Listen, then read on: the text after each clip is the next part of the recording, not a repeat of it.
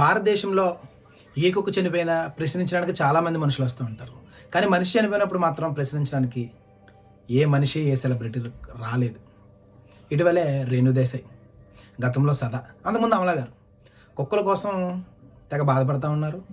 కుక్కలు చనిపోతేనే మీకు నిద్ర ఎలా పడుతుందని అంటా ఉన్నారు.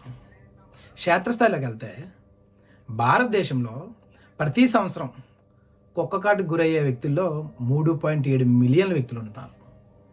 ఇంకా సమగ్రంగా ఆలోచిస్తే ప్రభుత్వం ఇచ్చినటువంటి నివేదికల ఆధారంగా తీసుకుంటే 20,000 నుంచి 30,000 మంది కుక్క కాటుకు గురై తద్వారా ర్యాబీస్ గురయ్యి చనిపోతూ ఉన్నారు. ఎక్కువగా ఈ కుక్క కాటుకు గురయ్యేది తమిళనాడు, మహారాష్ట్ర, గుజరాత్లో జరుగుతూ ఉన్నాయి. ఎందుకు ఇలా జరుగుతూ ఉన్నాయి? కుక్క కాటుకి ఏ రాజకీయ నాయకుడు లేకపోతే ఏ సంస్థ కానీ కుక్క కాటు నియంత్రణ కోసం పోటీ పడదే? కుక్కల కోసం ఆ రకంగా పోటీ పడుతుంది? ఎంతమంది చిన్నారులు, ఎంతమంది చనిపోతూ ఉన్నారు ఈ కుక్క కాటుకి? ఎందుకు చనిపోతా ఉన్నారంటే ఏబీసీ అంటే యానిమల్ బర్త్ కంట్రోల్ ఏం చేస్తూ ఉందంటే క్షేత్రస్థాయిలో సరైనటువంటి కుటుంబ నియంత్రణ ఆపరేషన్ చేయదు కుక్కలకి.